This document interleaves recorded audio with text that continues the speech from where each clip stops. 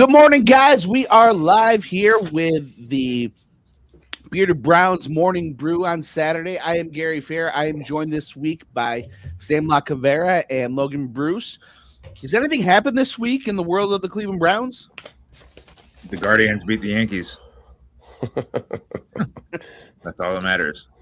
That's all that matters, right? I mean, so there's not been a lot of news this week with the Cleveland Browns. The Browns have traded Myles Garrett. So earlier this week, news broke, and it has really rocked the world of not only the National Football League, but Cleveland, Ohio here. Myles Garrett is off to the OTAs in Los Angeles and off to the world of the Los Angeles Rams. What's you guys' first feeling on how all of this is shaking out here? Go ahead, Sam. I talked about it on Tuesday. I'm glad it's over with, man. I'm tired of hearing every year Myles isn't at OTAs that are optional, and what's going on with Myles, and and he hasn't seemed like he's wanted to be here. So, and I'm not taking nothing away. I loved Myles here. He was fun to watch, especially last year. We were stagnant offense. It was fun to watch him get his record, and he's going to truly be a player that we may never see here in Cleveland again. So I really wasn't shocked about it. At the end of the day, it's about getting a championship. That far, he's already 30 years old, gave us 9 years. I kind of push it like LeBron did. I wasn't mad when LeBron left. I couldn't blame him. Wanting to get a ring, man. And, people lost their minds and were burning jerseys. And I'm glad they didn't do that, I guess, with Myles. So for sure. Myles didn't have a TV show to say that he that's the one thing when LeBron left that was kind of ridiculous about taking talents but too. Also, too, this Myles was traded before anybody says anything else about anything. Myles Garrett was traded. Myles Garrett did not go on the free agent market and choose another team over Cleveland. No matter what happens, every time there was an opportunity, Myles Garrett signed on the dotted line to stay in Cleveland, Ohio. He had a home in an Akron suburb. Myles Garrett did a lot of stuff in Northeast Ohio. He was a Clevelander. He was a Northeast Ohio dude. So he definitely will be missed around here. Not to sound like a shill for the guy. But he definitely had a presence around here. And so he is going to be missed. But man, how do you replace that talent? They're definitely trying to. We get Debo in the deal. Yeah. Ticket number 8. Yeah. Is that how did you put it, Sam? That's my number. That's right. That's my number. That's my bike. That's my number. So Debo. I can't. There's certain things that come out in the media that I don't understand how they get out there. And one of those things that I don't understand how it just seems like these things only happen with the Browns, and it's one of those things is how does that come out that the guy just takes your number? I feel bad for Gabriel, man. For sure, man. He's got kind of a rough deal here, man. Yeah, even the other day, Monken said that we have 2 starting level quarterbacks on our team. Forget Gabriel. They got to do something. I think it's just not he is not going to do anything here, and it's unfair to him to keep him. We're just all laughing about it. It would be actually a big deal if he just came in and took number 4 or took number 12 from one of those guys. But since it's Gabriel, we're all just laughing about it. He just bullied the little guy and took his number. For sure. And then Ian Coleman's out here on YouTube saying the most Cleveland things ever here. In one hand, he's going, I don't understand bashing Myles. And then on the other hand, he's saying speeding tickets will make Verse an all-pro. Yeah. That's what I put in my little parody song that I did is Myles has a fast car, but he's not going to have room to drive it fast anywhere out there in LA. It's all the traffic. Right. Did you have to hit on the 101, dude? You have to hit that thing going 90 in order to. That's true. Yeah, but then once you're on it, then it's dead. I guess it depends where you're at, but what is it? 405 is the other one. I don't know. Yeah, I mean, it was like I'm wearing the Jose jersey today because I wanted to represent somebody that I get what you're saying, Gary. I think at the end of the day, Myles like did one out of here. He just didn't want to make a huge deal of it. Mhm. I don't know, 2 years ago during the Super Bowl, that was ridiculous. Like the media tour he did. Oh yeah.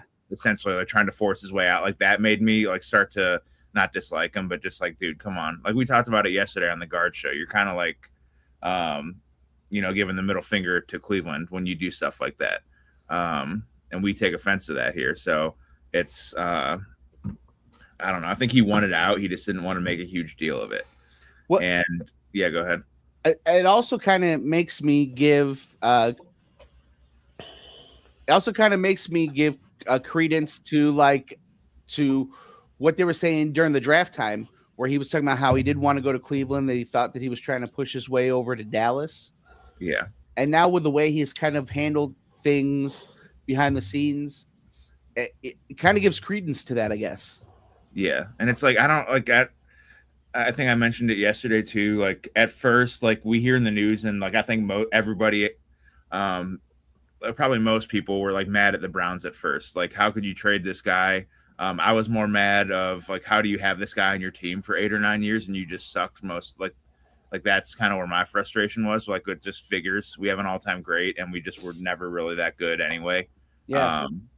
But then you see Myles at OTAs with the Rams, and it's like, I don't blame the guy for wanting to leave at all. I don't blame him for wanting to go win a championship. But at the end of the day, it's just like, I don't know. It's kind of just a Browns thing. We had this greatest player of all time, top 3 in his position of all time, and it was just like kind of we still sucked. So I don't think we're like missing much. Like, what are we going to go win 5 games with them again next year? Verse seems like he's legit. He does. It seems like in Cleveland, it doesn't matter the sport. And I don't know if this doesn't happen in other cities, but it probably does. But it just seems like in Cleveland here, it does. We constantly have these great players, right? These generational talents. You get like a Manny Ramirez. You get a CC Sabathia, and they come through here and they don't end up retiring with these colors.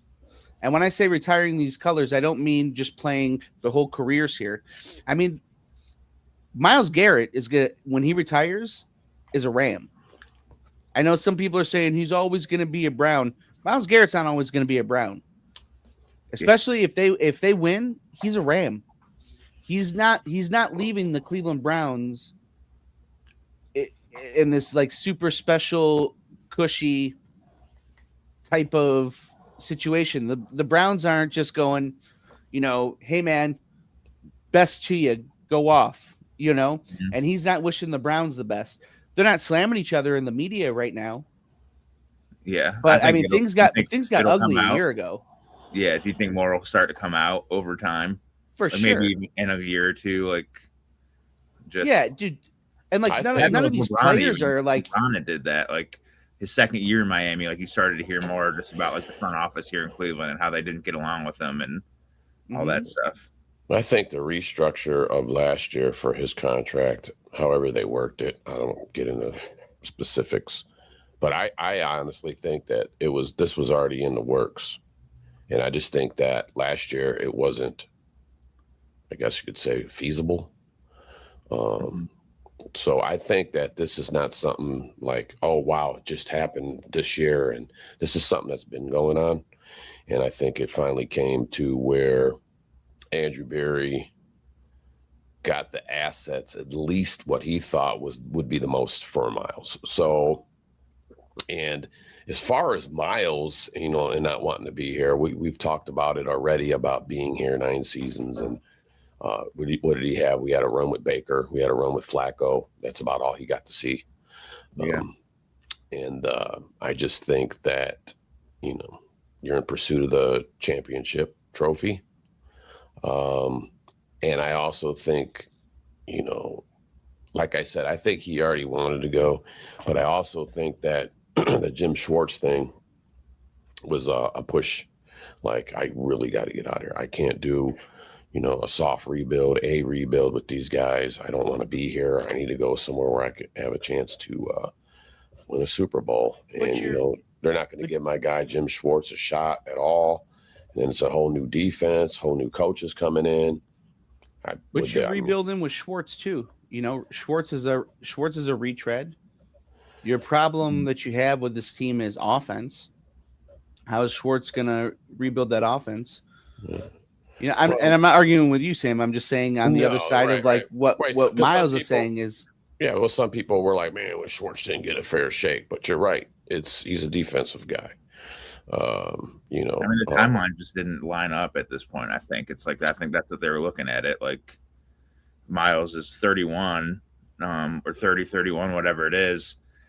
I still think we could be good this year, and maybe that's because I'm an idiot and think that we could be good every year. But like, we had like a really, that's what was kind of surprising to me. We had a solid draft. Like, the team, like, we look like we have a solid roster actually. But I think they're looking like, we're not going to win a Super Bowl with this team. Verse, like, he actually looks like he can plug right in and is actually, I don't know about Myles in the locker room or anything. Like, there's the Mary Kay rumors where he's just not a good leader and all that crap. But I don't know. I feel like somebody like that, it has to be a leader to some extent. Maybe, not showing up to OTAs isn't the leadership move, but like, Verse kind of feels like he's also like a very highly talented player, but he also is going to he's not above the team.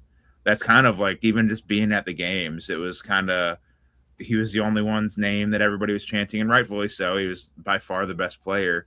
But it was just like, it was like LeBron in 07, or, that team was actually good. Basketball's a little bit different. One guy can carry the team. In football, one guy cannot carry the team unless he's on offense. And it kind of just had that vibe, like it was just Myles and then the rest of the team. Now I feel like we can kind of get back to, there's actually a full team here. And Verse is actually he's a very good player. He already bullied our third string quarterback into taking his number, which was, I don't know. I have a heart. That was awesome. I get conflicted on that, man. It's awesome, but it's also just like, move for sure. I don't know, but maybe it was just a practice jersey. You don't know. Like, or I don't know. Like, maybe you got to think though too. Maybe Gabriel's like, you know what? If you want 8, take 8. I'm cool. I don't need to have 8. Yeah. Nobody talks about that, because the other side is we don't know. But 2, there's Gabriel. He could have said, hey man, you want 8? I'm cool with that. Yeah. Give me whatever number now. I'm fine. Because I don't even know. He's got to feel like I don't even really know where I fit in here. So you want 8? Have 8, man. I'm not even going to fight you over it. They might have had a conversation. But he didn't, though. That's not what Gabe, Well, now Gabriel is going to get on Twitter and say that the whole locker room wanted Dylan to have number 8 or whatever she said last year. I haven't heard anything from Dylan on that. I could be wrong. Maybe I missed something, but I haven't heard like he's salty about it. So that's that. Did we trade Mike and Angel? Yeah, we actually made the Rams take Mike and Angel. We said we'll give you Myles Garrett, but you have to take Mike and Angel. So they're not on the show anymore. Right. We gave up Mike and Angel for a package of some Bearded Bastards barbecue sauce package bundle and one Cleveland ketchup. So, but actually Mike's working today. Angel's driving around in a Cybertruck aimlessly heading towards Tuscarawas to go see Josh Cribbs and the guys. So that's another story. But, they're here, so we got us. So you're gonna have to put up with us, Coleman. Yeah. Thanks for chiming in, man. By the way, man. We appreciate the comments and everything. What did he say? Something about Chloe's cheeks getting sandy out. That was a good one. Good one. Yeah, Lake Erie beaches are not the same as Los Angeles, that's for sure.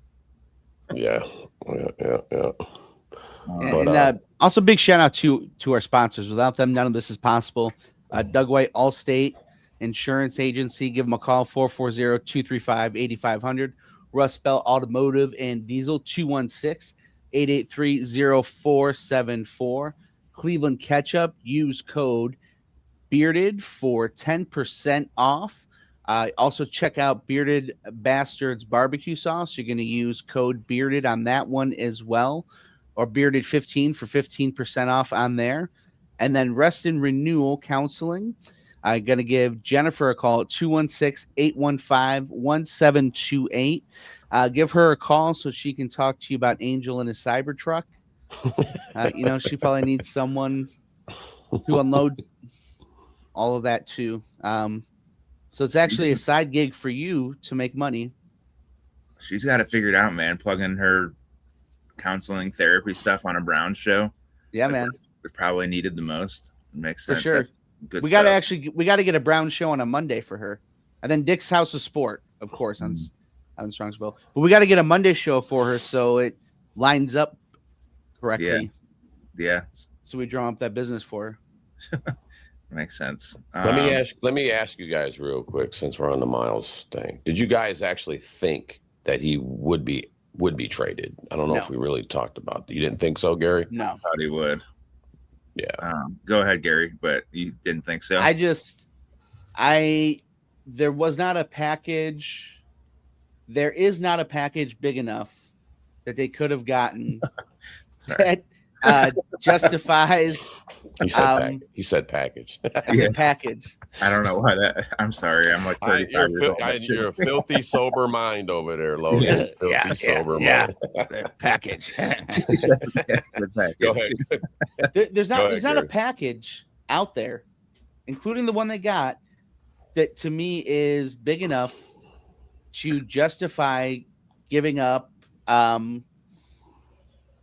the best defensive player your team's ever had. I mean, the guy was the face of your franchise. Yeah. Mm-hmm. Let me ask you this real quick, Gary.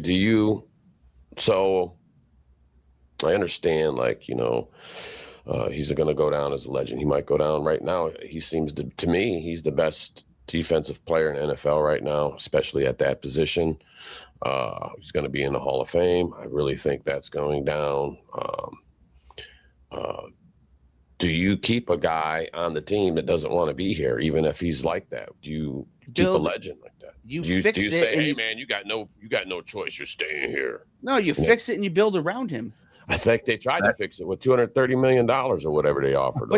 But you still do it, man. But you're still. How much more money? I mean, you got to. I mean, we still have to pay players. But you're still under. He's still under contract. Yeah, I just. The fact of the matter is that the guy is still under contract. I think he would have played here if we didn't trade him. I think he made it known that he would rather play elsewhere, but he's not gonna, do what he did before and go on a media tour. Like, he would have been okay playing here. Yeah, man. But it would have been the same BS of, like, Ian actually just said it in the comments. He was courtside at the Knicks and Cavs games and didn't show up. Like, he might have gone to the facility and we never saw it, but there was media stuff and there was practices happening and stuff, and he didn't show up to those. And he was in the area going to Knicks and Cavs games. It's like, I don't know. At the end of the day, LeBron can do whatever the hell he wants because he's LeBron James. If he doesn't want to show up to practice, but these are all voluntary practices. Yeah, I get why from his standpoint, I get not wanting to or not caring if you go to them, but our team sucks and our best player should be there for the again, if I was Myles Garrett, I understand it. But then being a Browns fan, it's like, dude, you're not better than the team. You are better. I get all of that, man. I get that, and I understand all of that. There's still not a trade package. If I'm Seattle, there's nothing you could have ever given me to trade Ken Griffey Jr. Yeah. If I'm the Browns, there's nothing you could ever give me to trade Myles Garrett. There's certain guys for certain franchises that you're not the guy that trades him. And maybe this trade works out. Maybe it does. And maybe this is the deal. This is the deal, was it Minnesota and Dallas make that deal in 89 that gets them all the picks and gets them over, and it gives them Aikman and and Emmitt Smith, and it's the reason the Cowboys win. Maybe this is that for the Browns. But I just you don't. I mean, what do we get? A first, second, third, and then Jared Verse. Is that what And it then was? Jared Verse. I mean, Verse seems like the way I look at it, we actually got 2 firsts because 2024 Jared Verse was a first round pick. So that's right. I think he's not Myles Garrett, and I really hope that I know we don't see him that way, but I hope like most fans don't go into this expecting a guy to get 3 sacks a game with Jared Verse, but it's like I don't know. He could actually be a better fit team like with the team. Like he is already there at practices.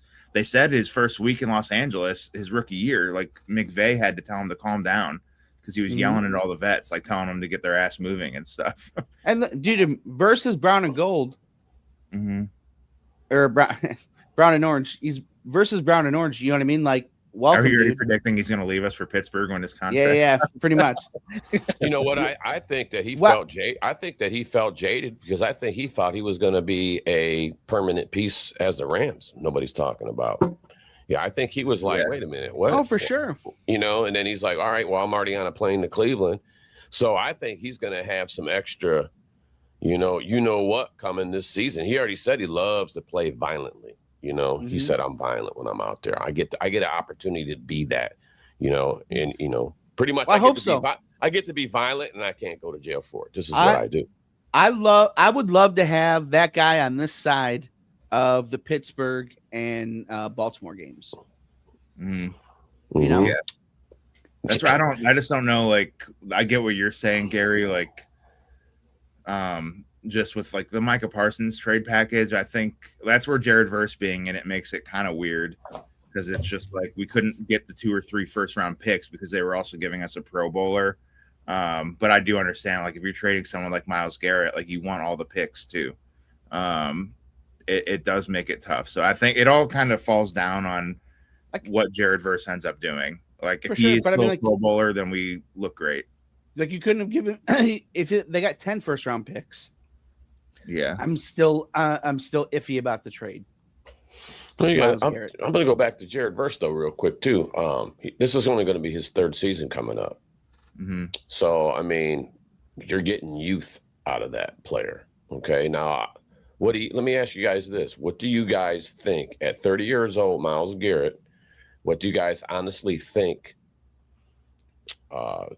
To play at the high level that he plays, how many years you think that he's got left in the tank? I don't think you can put that on that man. That man is a freak athlete. That man can play as long as he wants to play.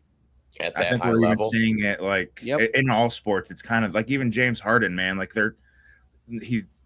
give me a second with this comparison, but it's like I think just in general, like players' longevity is getting extended. Like they're talking about signing James Harden to like another 2-year, $80 million deal. Like these guys, and he's 36. I think it's just like players in general can play longer than normal.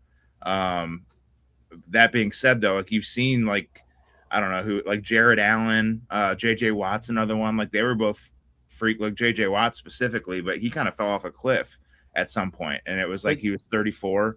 But JJ Watt got hurt a lot. Yeah, so that's right. Those guys got hurt, and those guys were not on the cutting edge of what they were doing with their bodies. The way like he's like Myles Garrett's like a LeBron James disciple. He could be still the best defensive end in the league in 4 years or 5. Like he still could be.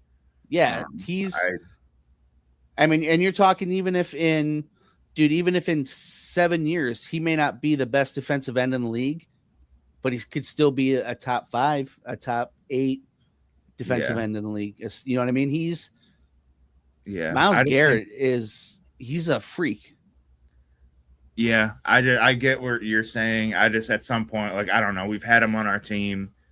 We even had like the makeup of we had the kind of, I get like with Baker, like we had a playoff team and we still couldn't get it done. So I think at this point it's just, I don't know. I'm not happy we traded him necessarily, but I am like not as upset about it as I thought I would be. Like you traded Myles Garrett and half his career is not over yet. Yeah, but I don't know if he's like, he might set the sack record again and just shut me up real quick. I don't know, but it's like That's what he might have another. He might be this dominant, like 20 sacks a year for another year or two. Those 20 sacks didn't do anything for us. But then that being said, like I was saying, our roster looks great now. Like we could use those 20 sacks maybe. Myles Garrett is going to be a force in this league for another 8 years. He may not have 20 sacks a year for 8 years. Myles Garrett's going to be a problem in this league for another 8 years. Myles Garrett is going to be a force in this league till he's 40. His life's going to be a whole lot easier in LA with them up by 20 points a game, and he can just pin his ears back. Yeah, I think he's got at a high level, he's probably got 4 to 5 years left in the tank. I think being the number one guy, he's maybe got 5 years left in the tank, being the number one guy in the league. Yeah, he's being a force. Age happens, dude. It really does, and I don't care who you are. It's part of a life cycle. But things start feeling different, and that's also, like I said, I wish Myles the best. So hopefully he can stay healthy to do the things that he's going to do. So, I'm not mad at him. Like I said, man, I was relieved. Like Myles Garrett gets none of my anger, man. Yeah, he wanted out though. At the end of the day, he kind of wanted, and our organization did it. It's like I don't blame him for wanting out. I'm kind of mad that he wanted out though. It's again like kind of a little. I know he got traded, but that trade doesn't happen unless he kind of wants it to. Like when he wanted out, and like you said, he went on that. I don't know, national or worldwide tour or whatever he did. Yeah. And he was pretty much saying, I want out of there, man. And then behind closed doors, we'll never know what they told him to keep him here, besides a big chunk of change. Maybe they said, hey, man, just give us a year or two and we'll make something happen for you to go ahead and move on from us. But right now we can't financially. Right now we can't do that, Yeah. Maybe that'll come out later. A lot of things do, but it takes years for that to do, Speaking of which, Jarvis Landry's been on some podcasts recently. I was just going to bring him up. You read my mind, dude. Go ahead. I was just thinking. So you know what I'm talking about, what I'm about to bring up, talking about his exit from Cleveland. Yeah. Mm-hmm. So I didn't Jarvis. Go ahead. I didn't. Oh, with the Amari Cooper thing. Yeah. Okay. Yeah. And I saw that. So Jarvis Landry, if anybody hasn't seen that, I don't remember which podcast it's on, but Jarvis Landry is under contract. What's that? Chefs like Crockpot. Okay. That's that one he was on. So, Jarvis Landry, he's under contract, wants to renegotiate his deal for a smaller deal so that he can make things work here in Cleveland and stay longer and make things great. And they're like, hey, we're going to get this deal done. And they keep pushing the deal off. All of a sudden, they got the deal without anybody knowing for Watson in there. And they, after kind of pushing him off, they let him know that they were going to release him. And because they were they were trading for Amari Cooper at the same time they were doing all this stuff for Watson. He let him know that he would love to play with Amari Cooper. And they said, oh my God, that's great. Andrew Berry said, I'll let everybody know. He went and let everybody know, and 30 minutes later, he got his release papers. That's what he said. Oh, really? You'd like to play with him? Like, what are you talking about, bro? Like, Jarvis loved to play with Odell. I know they're good friends, but it was like, he has no problem playing with another star receiver. But the way he said it was like, AB was like, oh, really? Like, you would want to play with Amari Cooper? Like, no shit. What do you like? And then, they cut him 30 minutes later. It's just, I don't know. That's like kind of like, I don't like, not to get back to the Myles stuff, but that's where like stuff like this Jarvis thing kind of, like, you hear the stories of guys that did want to be here. And it's like Jarvis was a fan favorite. Like, even he got hurt a little bit, but we knew he wasn't the Miami version of Jarvis anymore. But he wanted to be here, and he was a solid player. And then I don't even know what grief he got in Miami, because all I know is that dude was the reason for the turnaround in the culture here in Cleveland. They did the HBO show here, and he came in here, and one of the first clips of like the first shows was him in that locker room and basically like, I don't know what kind of loser bullshit culture you guys have around here, but that's not how you act in the NFL. And he was the beginning of the change of that culture. Mm-hmm. So that's what I hope Verse can bring here. Like, he has been on a very good team for a couple of years. He knows what it's like. Like, if he's vocal, I think he can kind of do something similar. But yeah, that's what's frustrating is you hear the guys that do want to stay, and then the Browns just like for whatever reason, like they're going to be Jarvis smart. should be an all-time fan favorite Brown. Yeah, people should talk about Jarvis Landry the way they talk about Webster Slaughter and Brian Brennan. Yeah, or like Josh, like just for even like more recent, like Josh Cribbs, like those guys, like just people that you're proud, like they were proud to be a Brown, and we're proud to call them a Brown. For sure. It doesn't make any sense. And they're again like, yeah, they bring in like they didn't sign Jarvis, so they can bring in Watson. And well, not only did they not resign, they released him. Yeah. So they just like screwed him over so they could bring in. I like the Amari Cooper stuff. Like he was always cool, and he was quiet. He wasn't Jarvis by any means, but he was a great player. But it's weird, like they don't take into account like the locker room side of it. Like you'd think that Jarvis as a veteran would be great for the locker room. He did like kind of gloss over. He's like the stuff with Odell, or like we had to trade Odell, and he didn't like tell. It was like, bro, like tell us the full story. Odell's dad posted a low light, like a 5-minute video of Baker Mayfield overthrowing his son, and we had to get rid of him. Like I know he's your boy, but tell the full story. So that was another crazy Browns thing. You have the players' dads putting out highlight videos of all the times the quarterback overthrew their son. I mean, yeah, it's the Browns will be the Browns. It was a Juju Smith-Schuster once said. Browns he also got his ass planted that game too, if you guys remember. Yeah, too. Yeah, so he did too, man. They plastered him a few times, so that was good to watch. And here's the thing too, is that like one of the things that hurts the most now as well is like I went so hard in the paint from Myles with the Mason Rudolph thing. Yeah. Like I went so hard, man, that like Myles can't ever wear another uniform. Mm. You know what I mean? I went hard. Yeah, well, I thought that when that happened, I did oh no, because up to that point,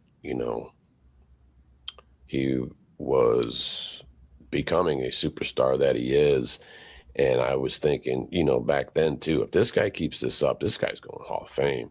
And then that happened. I was like, oh no, dude. And I'm like, oh, that's how you tarnish your legacy, dude. Yeah, that's how you tarnish your legacy, But I still say it was Mason Rudolph's fault, though, man. Yeah, but F Rudolph, F Rudolph, still F Rudolph. Yeah, they still get it. So Yeah, dude. When you let somebody take your helmet off and beat you with it, you deserved it. Like for sure, dude. Yeah. Just like somebody taking your number. Give me that number. Yeah, dude. Right. What did he? Yeah, he said. Yeah, such a supercomputer. Did he predict that? Right. Yeah. Yeah. I don't know if what did he say? Dabo was at practice with Deshaun. That was interesting. I don't know if you guys saw that. Dabo Sweeney, Watson's like the Clemson coach, was at Browns practice I heard that a couple days ago. Which oddly like kind of is happening all around the same time. Like Shador or Dion was wondering why Stefanski never invited him to talk to him or whatever was going on. So it's kind of interesting. Like that happens, and then Dabo actually shows up first. And I think they did say that Dion's gonna like Monken wants to talk to Dion too. That's cool, man. I think figure it out. It doesn't seem like no harm. Like there's no harm in it. I don't people were like mad about it, like whether it's Dabo or Dion. Like I don't like what's the worst that could happen. Like figuring out from either their dad or their coach like how you succeeded with them. I don't think it can hurt. Mm-hmm. I mean, when you coach like at a high school level, you try and talk to their parents to figure out what makes them tick. Like find out more about them. We found out what makes Watson tick, and that's not the best thing. They found out in Dallas. Yeah.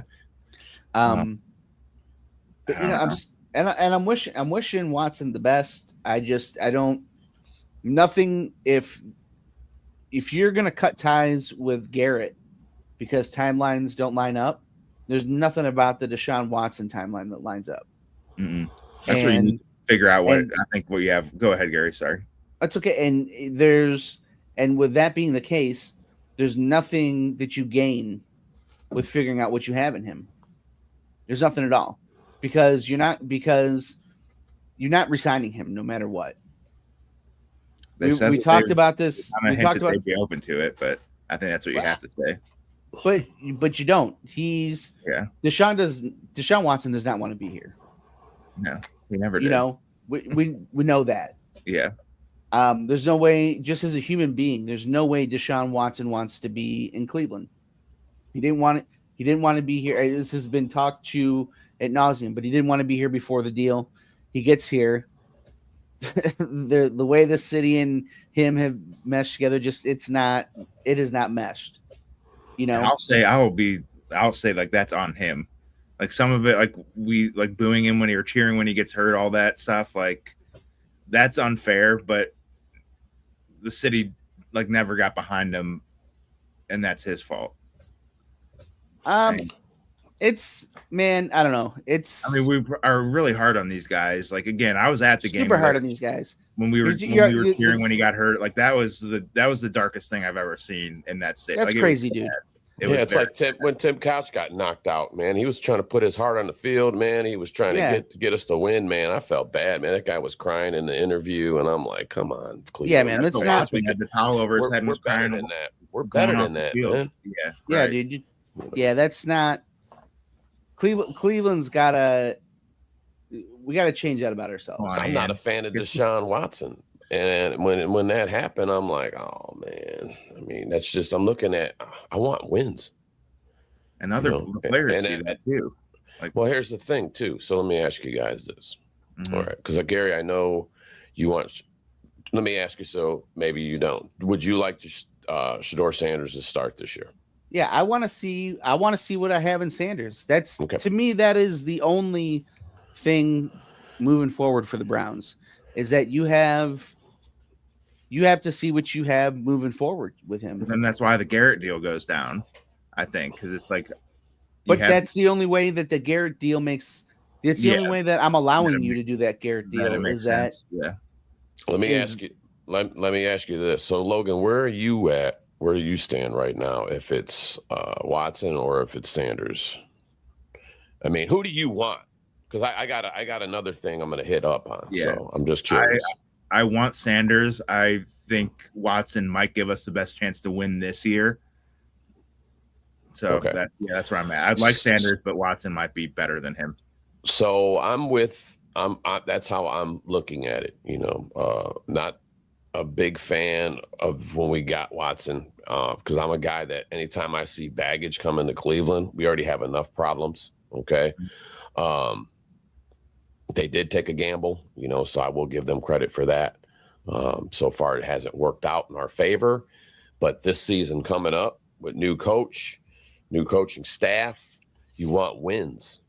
And if Deshaun Watson is the guy in training camp that looks like he's going to give you the best way to get those W's right now, you play him. And Gary, I understand that you want to see what you have in Shedeur, but instead of throwing Gabriel and Shedeur, when they got rid of Flacco, they threw Gabriel and they threw Shedeur Sanders right into the fire prematurely. So what I'm thinking is if Deshaun Watson gives you the best opportunity to win football games, you start him. If Shedeur's not quite ready yet, okay, and then let him sit in bridge, let him sit there like he should have, both of them rookies, instead of just throwing these rookies out there, because sometimes you prematurely throw these rookies out there, and I think you destroy a career right off the bat. I mean, our team was garbage. It was like but Shedeur sat and watched for the first 8 weeks. And then he went out there. Gary, that's not enough time. How many quarterbacks start? You got to sit these guys at least one whole season. I mean, I don't want to hear that the NFL's new. Oh, this is new. This is different now. No, it's not. Yeah, get out of here, man. I don't want. If I'm these done guys watch are not all right, so this guy's not ready, Shador, bro. and you want him so bad, you'll put him out there that you could subject him to failure. Is that what you're saying? If I'm he's saying not that ready, you have to see and what you have. you don't man. want Deshaun Watson, and he gives you the most probability to win, and you want Shador so bad because I got to see what he's got, and then he's not ready, then what's your take? Where are you at? Well, then you know you're picking high in the draft, and you're picking a quarterback. What if he's still? It doesn't matter. What if he It just doesn't needs matter time what to Watson sit does. and marinate? What if he just needs to marinate one season, or maybe even half of this season? Since we can go ahead and say he's sat for But 8. it doesn't. In that next year's draft, you're taking a quarterback. If you haven't solved your quarterback problem this year, you're taking a quarterback next year.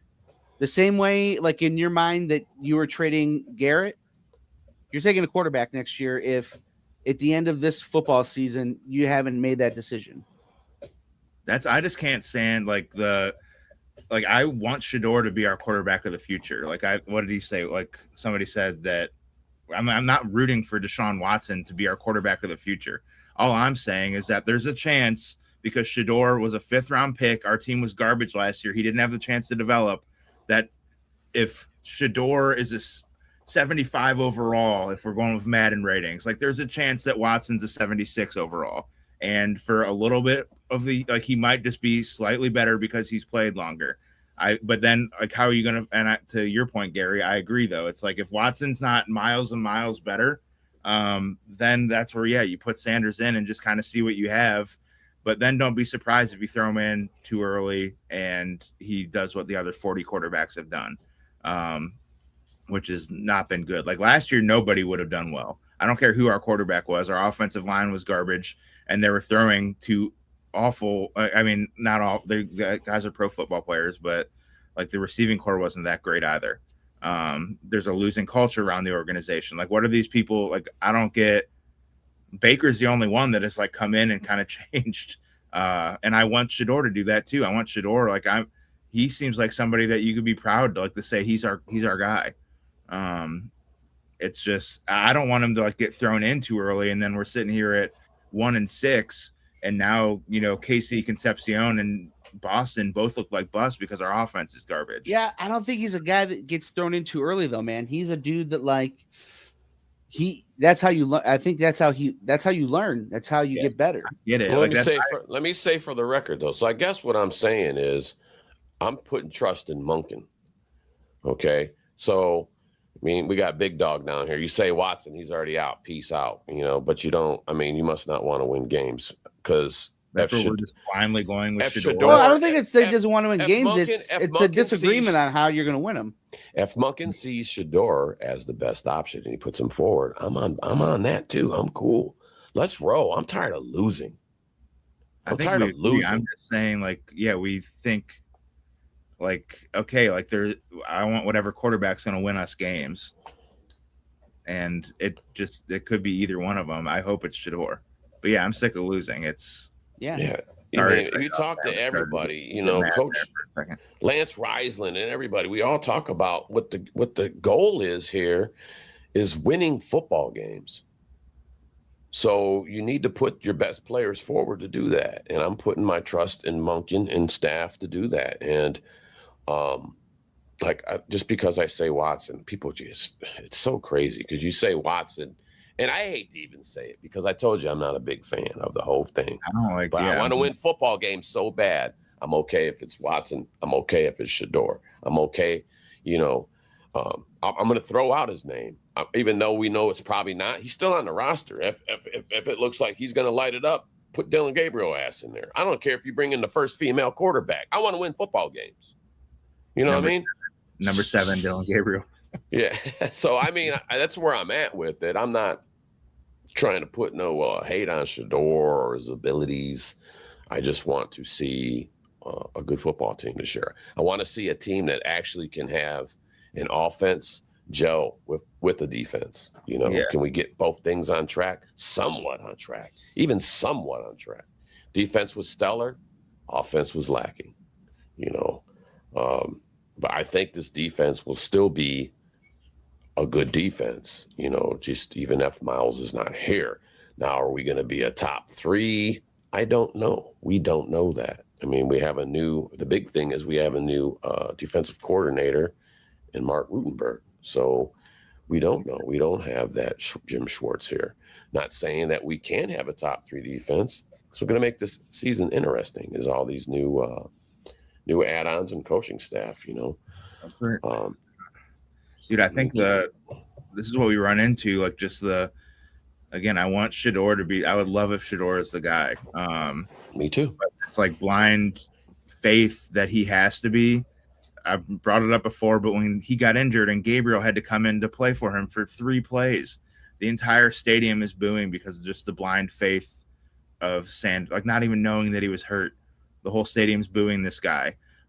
If Watson does start the first few games of the year, like it's just like I don't know. Todd Monken knows more about the NFL quarterback position than I do. He knows if Shador or Watson is better for that team the first few games of the year. But if Watson runs out of that tunnel as our starting quarterback week 1, the entire stadium is going to boo him. And again, a lot of that is his fault. Some of it, there's a lot of pieces at work there. A lot of people didn't want him to begin with. But it's just like, I just want to win games, man. Like, I don't care who runs out the tunnel the first week. I would like it to be Shador, but if Watson's the one that runs out there, there's got to be a reason for it, And I don't want him to sit there and boo for 5 to 6 games. Yeah, I'm with you, big dog. You got to play. You got to play him. I think that this year is about you traded Myles Garrett. You don't care about winning games. You should. You're playing. Dude. Are you? That's what you did. Crazy. It's what you showed. You showed everybody you don't care.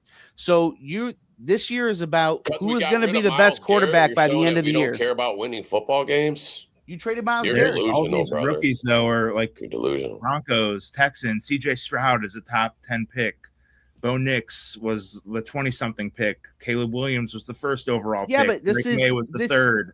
Shador's not a rookie. This is his second year now. I know. Yeah, I guess I don't hate the idea of Shador playing. I'm just trying to set it up, and I think that's even the media is also doing, like with Mary Kay kind of walking it back on Deshaun. Like, I'm just trying to prepare people that it's like Watson might play. So don't just start thinking not saying that he should. I would like Shador to be our starting quarterback of the future because I'm sick of drafting quarterbacks. I'd like these 2 first-round picks next year to go to helping the quarterback that we have. I would like for us to have the most popular quarterback in the league, which Johnny Manziel was an awful example of that, but it was exciting when we had him. To have somebody that the whole world is watching. The whole world's watching Shador. I want him to be our quarterback. Yeah, I want him to be successful too. As far as Deshaun Watson getting the nod from Monken, and then they're gonna boo him, But if this dude comes out there and wins 5 or 6 games right off the rip, I think that's gonna how can you hate on that? Don't you guys want to win football games? And Big Dog, I see you down here, man. It makes sense. I get what he's. I get it. I agree. I get it too, man. But I'm a Browns fan. I want to win football games, man. And then if that means we go with Deshaun and we're winning some games, and then maybe he starts falling off, playing like poop, then you put in Shador. All right. Like I said too, if Shador is ready in Monken's eyes and they put Shador out there, I'm supporting Shador. I'm a Cleveland Browns fan. I'm not a Shador Sanders, just a Shador Sanders fan. I'm not that guy. I've been watching these guys since I was like 4 or 5 years old. I was born in '76, dude. I've watched a lot of football with these guys. I'm a Browns fan. I'm not, I want the best. Don't you guys want to win football games? So if Shador's not ready, I don't know what winning football games. They were in training camp, and Shador's not ready, and he's not looking sharp. You're just going to put him out there to see what he's got. Nobody's saying that, bro. He's not going to have it in the season. Nobody's saying that, but what people are saying is that they think that he will be ready. And people don't know shit. They're not there at training But camp. yeah, you don't They're know not shit there in the either, though, room. dude. You don't They're know not shit. there in the room. You don't. Guys, You know, there's just as big of a chance that he'll be ready that he won't be This is what ready. the Browns So want us you're to do. so You crack- just because you've been a fan since 1976 doesn't mean you know that he won't be ready. Well, you just said that you guys know that he's ready. Yeah, he's ready. Put him in there. So what are you talking Well, you about? know that he's not ready, dude. You don't know that. And he so is the whole ready, premise on this is that he's not going to be ready. Well, the whole Because thing is, Sam's I been a said fan it, since our coach is 1976, gonna put and in I'm a who's Browns ready. fan. I'm not a Shador fan, and I'm not a Bernie fan, and I'm not a Jim Brown fan. Give him the benefit my of the God, doubt. He was bro. watching when they wore leather helmets. He knows a little bit more than we do. All I can say is if the dude's not ready, you don't start him.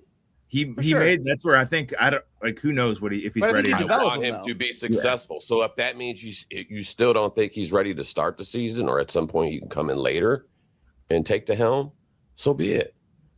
But I just want the best out there so we can win games. We That's my drafted him bottom line. a ton of help. Like we drafted the line and we drafted the two. We really- like, we didn't get one receiver that we were all talking about. We got both of them.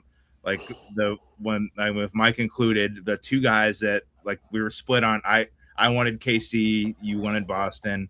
We got both of them. And it's like those. Let's keep in mind too. Like those guys are also rookies.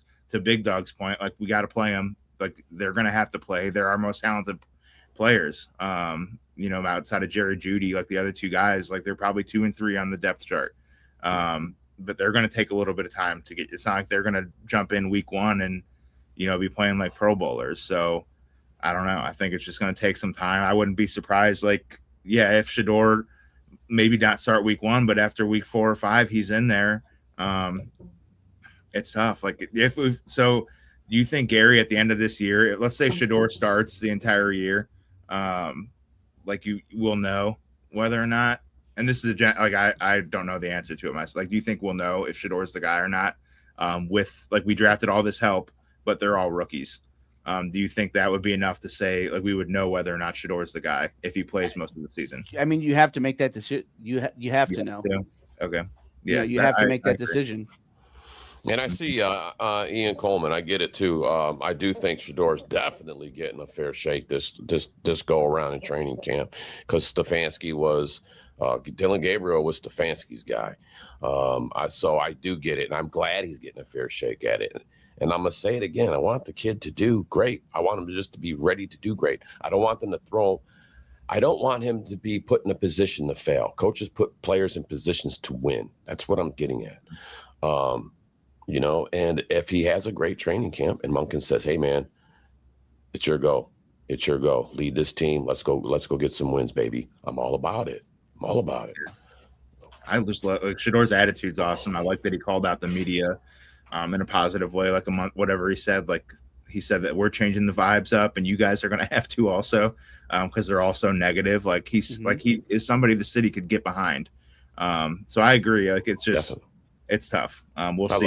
I love his attitude. Yeah. And he was already out here in the community, already doing things. He was already he let some high schooler take his Rolls Royce to prom. Yeah. I love that. I love that. That's showing you he wants to be part of this whole city, hands down. I love it. But a big factor too coming into the season as we did a lot to fix this offensive line. A lot of this is going to depend on, quarterback success. I believe a quarterback success is only as good as his front line. Do you guys agree with that?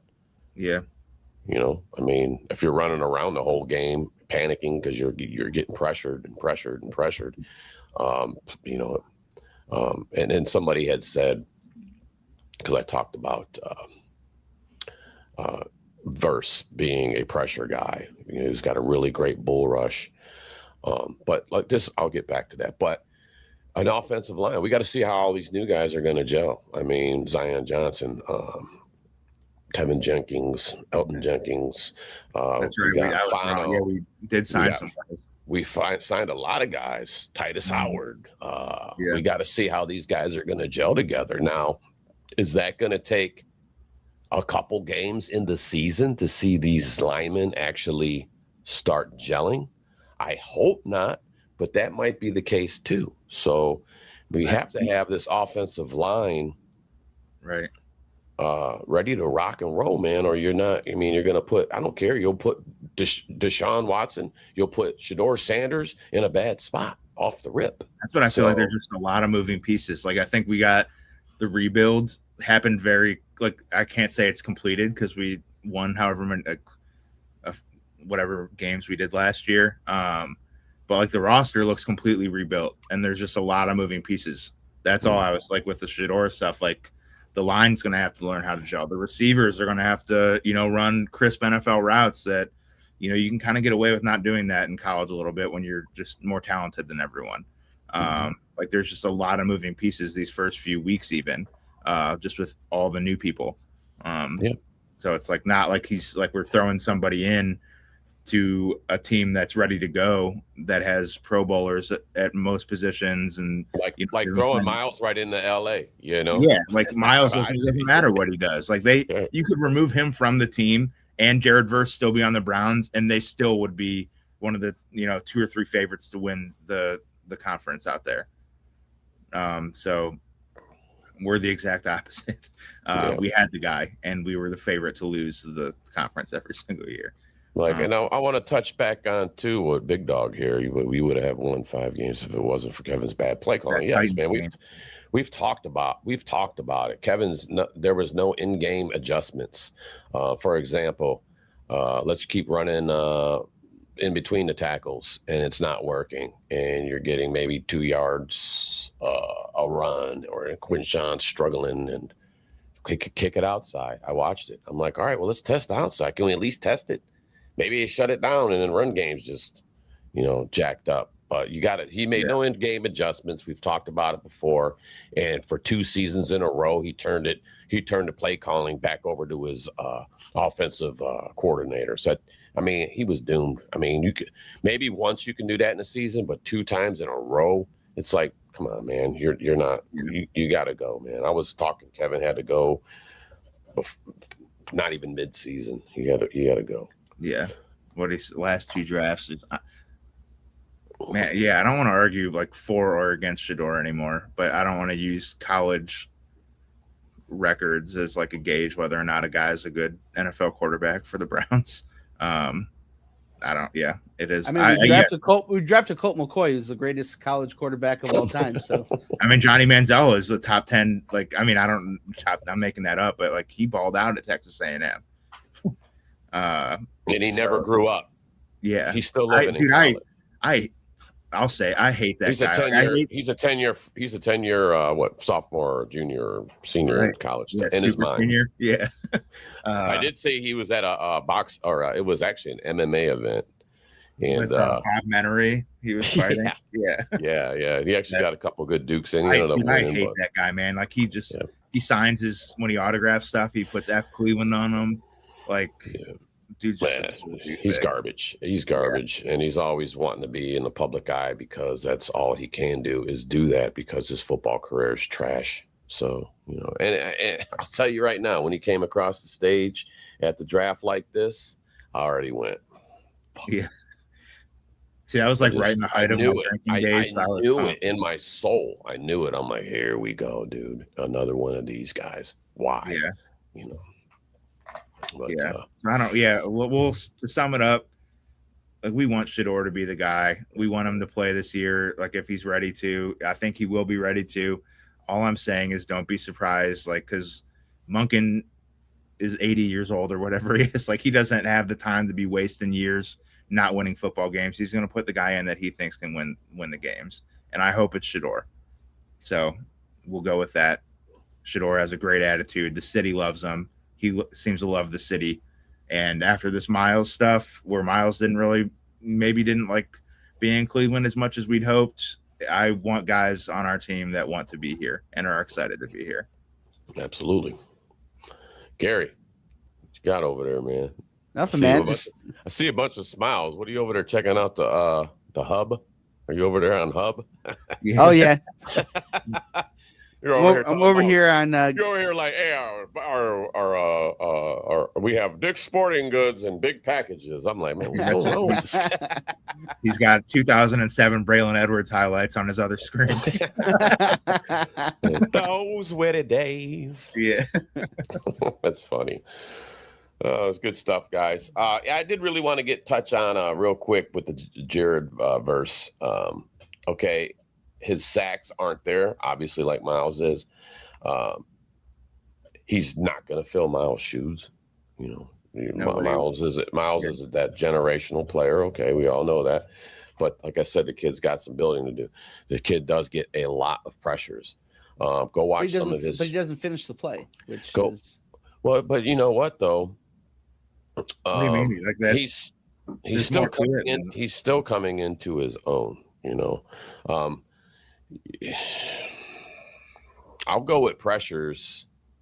I mean, sacks are great, but pressures are good too, because somebody said, well, pressures can't be a stat. Okay, well, then don't let them be a stat.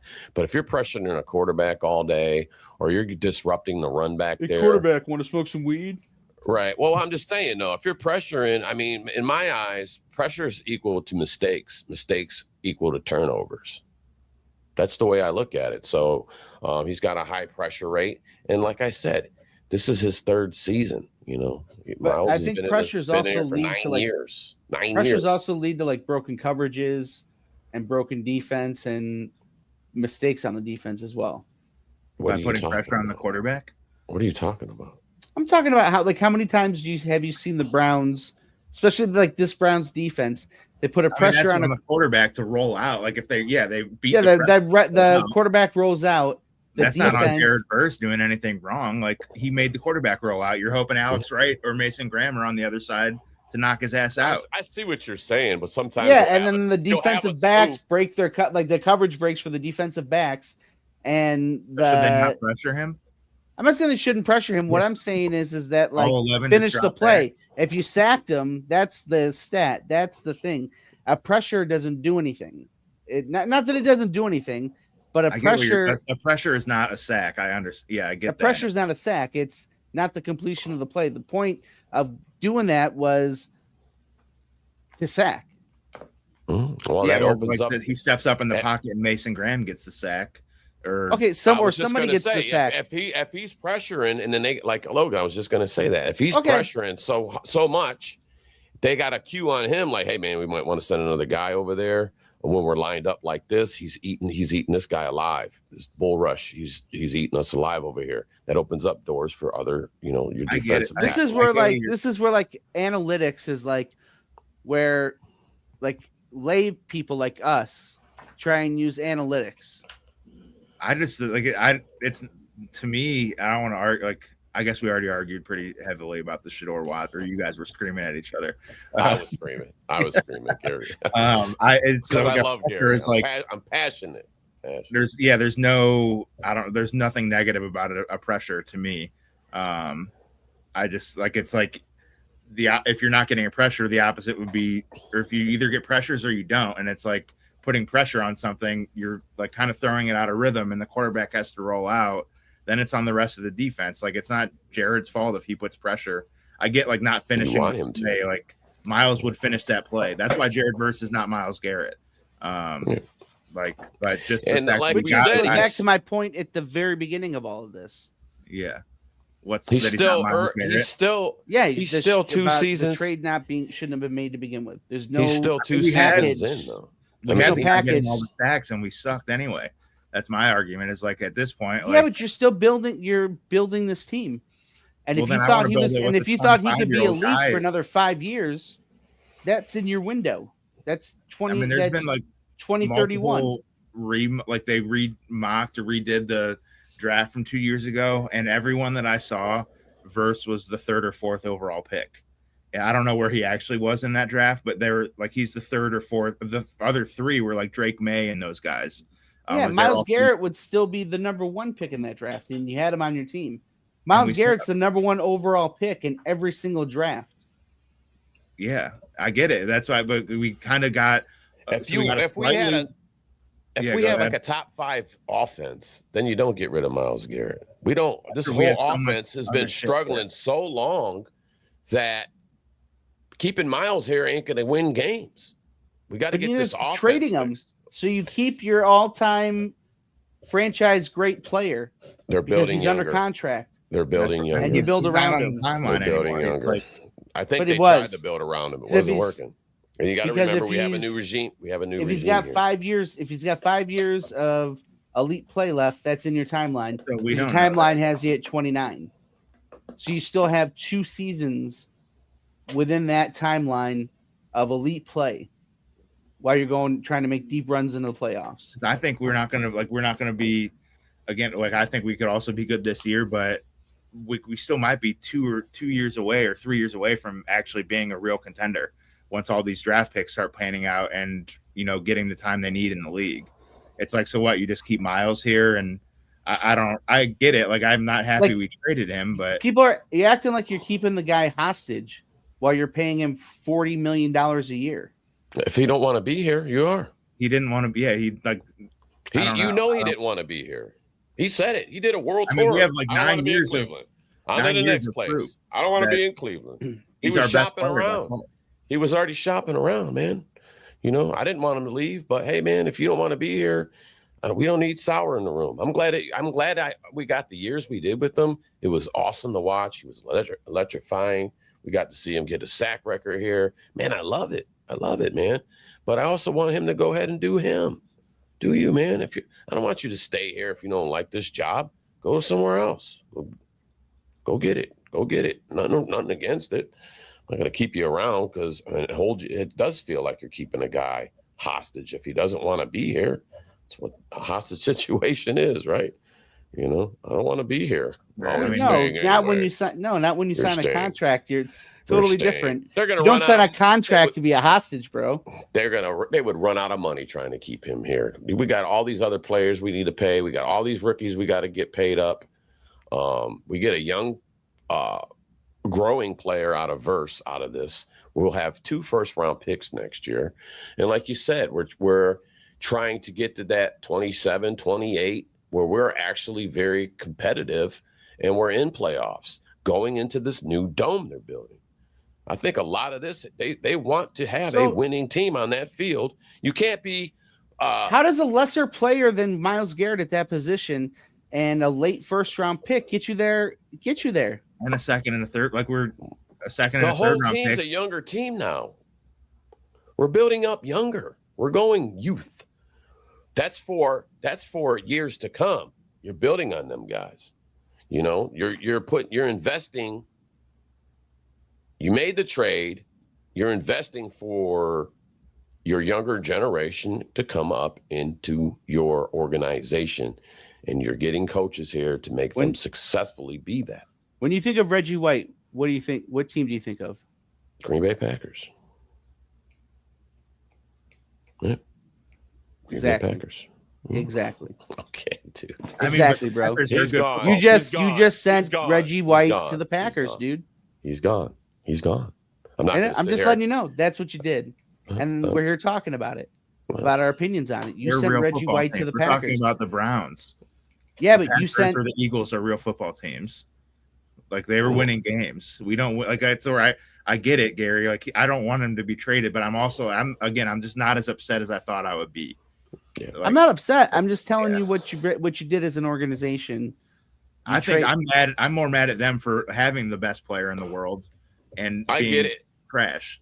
That's all I'm saying. I'm not emotional about it. I'm saying as an organization, once again, a Cleveland team has taken. You had somebody who was an all-time great here, a CC Sabathia, a Cliff Lee.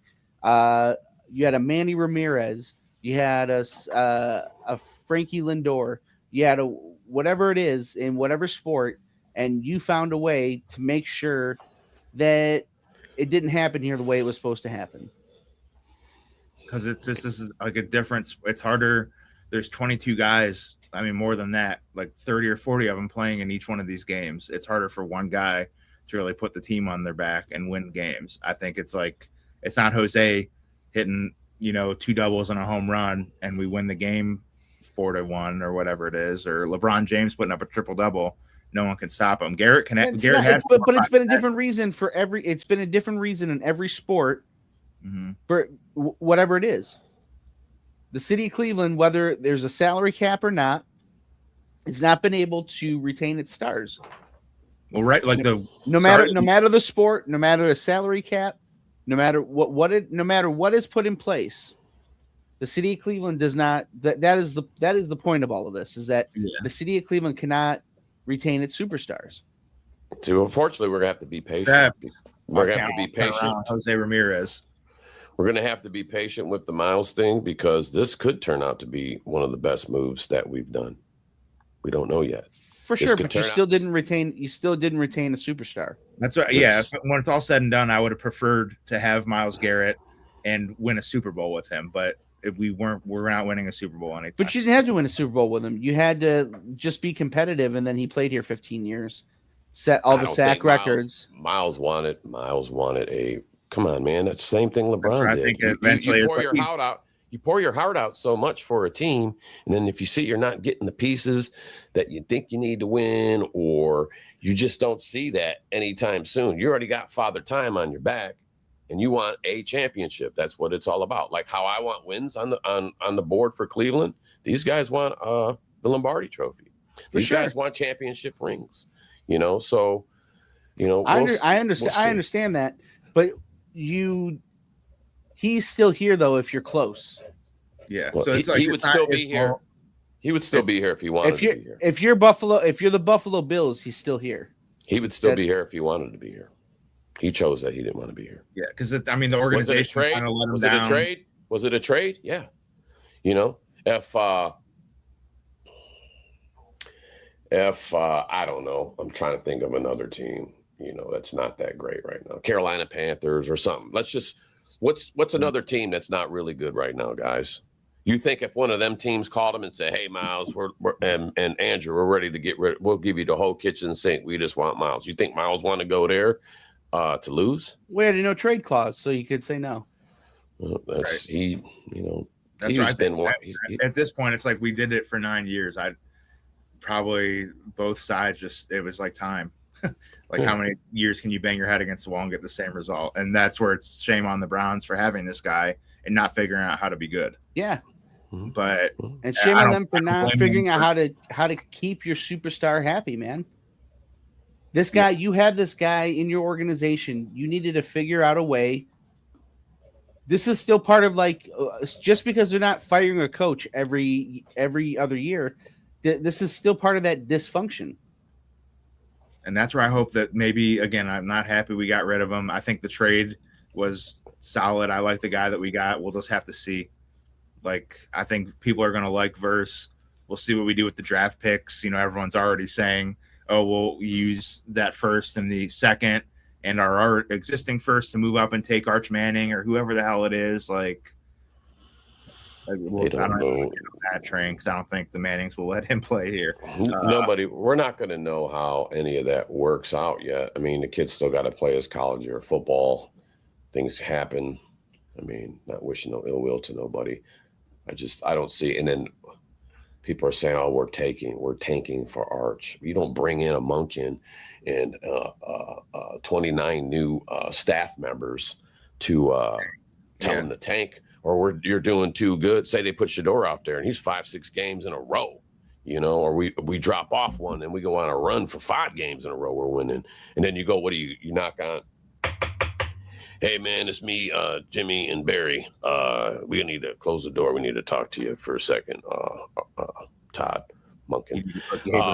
Hey, you know what? This is working out too good. We didn't think that we were going to be this good. Could you, we got to peel back. So we need to, you need to figure that out as a coach, how to lose. Doesn't even make sense. You don't bring a guy over here to tell him to lose football games so you can tank to get maybe get the quarterback that everybody thinks they want. You don't do that. It's ridiculous. Best case, Verse plays well. The rookies start to show up. Shador, I think best case would be him playing and doing well. So we have something to build towards, and we can use these picks for just more support instead of drafting a quarterback or packaging them to draft a quarterback. We'll see. I mean, with Myles too, nobody knows. We don't have a crystal ball. We don't. But, things happen in the NFL. Matthew Stafford is no spring chicken. Matthew Stafford, let's say, they're 2-3 games into the season. They're lighting it up. Matthew Stafford gets hurt. All right. I don't wish no ill will towards nobody. I'm just using this as because how things can happen. I'm just saying so Stafford goes down, and then you got to put Ty Simpson in there, who's maybe ready, maybe not ready. And then Myles ends up back in the same situation with the quarterbacks that he was here in Cleveland. We don't know. That could happen, guys. You know what I'm saying? So, I do wish them the best, man. They're trying to make a Super Bowl push. I actually like Sean McVay as a coach. I think he's awesome. But things can happen. I hope that doesn't happen for them guys. I don't want nobody to, there's, starting quarterback to go down. But, Stafford's been in the league how many years now, man? Yeah. 10, 17? I don't know. He seems like he's been there, forever, But, I don't know. Things can always go a different way for the Rams just as well as for Cleveland. They can, and we're gonna go a different way here. Gonna go get some breakfast and go a different way into the other room here. Want to give a shout out and thank all of our sponsors once again. Big shout out to Doug White, Allstate Insurance Agency, 440-235-8500, Rust Belt Automotive and Diesel. Give them a call if you're having a problem with your automotive or your diesel, 216-883-0474. Cleveland Ketchup, use code Bearded for 10% off your beard or your ketchup. Bearded Bastard Barbecue Sauce, use code Bearded15 for 15% off of your products there. Rest and Renewal Counseling, 216-815-1728. Call Jennifer today. Call her today. And I want to put this out there, too. Don't forget, we had made it to the second round of voting for Cleveland's Best Sports Podcast. So you go to Best of Cleveland, go to Cleveland Scene. It's arts and entertainment. You hit that. You go down to, there's other, best news anchors, best sports anchors. You go down to the best sports podcast. Bearded Browns is in there, and you hit the vote button and vote for us, and hopefully we can two-peat this, man. So get the votes in, man. Get the votes in. Check out Logan Bruce at Logan Bruce Music on all the platforms there, and I'm selling pet insurance now. So if you need some pet insurance, just DM me and I'll get you a link for that. And anything else for you guys? I think we're good, man. I enjoyed our show, even though it got a little hot and heavy. But hey, man, if we all agreed on the same thing, what are we talking about? For what sure. are we talking about? For sure. So got mad love for you guys, man. Hey, let's get together for another lunch. Let's not talk about it. Let's do it. All right. All right. Let's go Browns. Go Browns.